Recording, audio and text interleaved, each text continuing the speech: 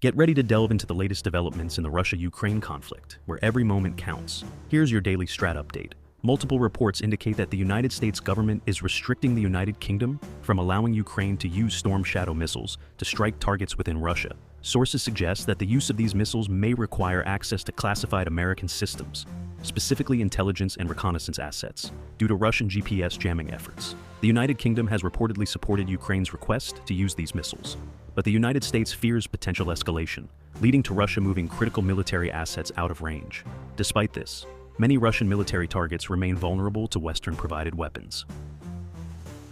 Ukrainian forces conducted drone strikes against oil infrastructure in Rostov, Kirov, and Voronezh oblasts from August 27th to 28th. These strikes reportedly targeted facilities supplying fuel to Russian military forces. The Atlas oil depot in Rostov and the Zenit oil depot in Kirov were among the targets, with significant fires resulting from the attacks. In Voronezh Oblast, falling debris from a destroyed drone caused a fire near explosive materials.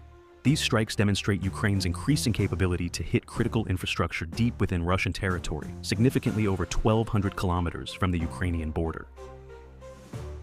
Ukrainian forces have recently regained lost positions in the Seversk direction, amid ongoing Russian offensive operations in the area. Geolocated footage shows that Ukrainian troops have retaken ground southwest of Ivano-Darivka, southeast of Seversk.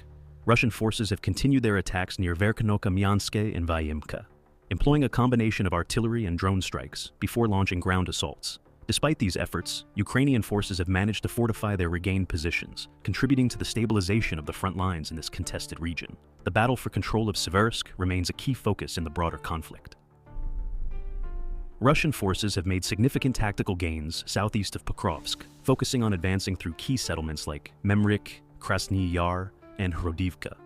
Geolocated footage confirms Russian troops entering central Memrik, with ongoing efforts to secure the surrounding areas. Reports indicate that elements of the Russian 27th Motorized Rifle Division and the 114th Motorized Rifle Brigade are pushing along critical routes, including the E50 Selidovi-Karlivka highway. These advances are part of a broader strategy to consolidate control over southeastern Donetsk Oblast, threatening Ukrainian defensive lines and potentially opening new avenues for further Russian offensives. Russian forces are reportedly adapting their drone warfare tactics to counter Ukrainian electronic warfare systems. Recent reports suggest that Russian drones are now flying at higher altitudes, approximately 107 to 108 meters, to bypass Ukrainian electronic warfare interference.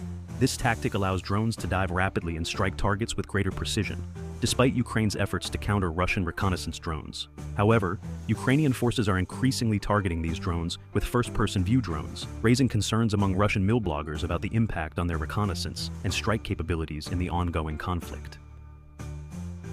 Russian forces continued their offensive operations in northern Kharkiv Oblast on August 28th, focusing on areas north and northeast of Kharkiv city. Ukrainian forces reportedly counterattacked near Liptsy and Vovchansk, though with limited success. Russian troops are preparing to reinforce positions near Lyboke and improve logistical support and communication systems in the region. Despite a decrease in the intensity of Russian assaults, from up to 10 attacks per day to just 1 or 2, Ukrainian forces remain vigilant as Russian units consolidate their presence in the area, preparing for potential future offensives. Russian forces have made tactical gains in the Vuhledar direction, southwest of Donetsk city, focusing on the T-05024 Marinka-Vuhledar highway. Geolocated footage shows Russian troops reportedly planting a flag in Kostiantinovka, a strategic settlement in the area. Russian sources claim that they have crossed key roads and secured new positions, though Ukrainian forces continue to resist. These advances are part of Russia's broader efforts to secure critical ground lines of communication and exert pressure on Ukrainian defenses in the southern Donetsk Oblast, with ongoing battles for control over key transportation routes.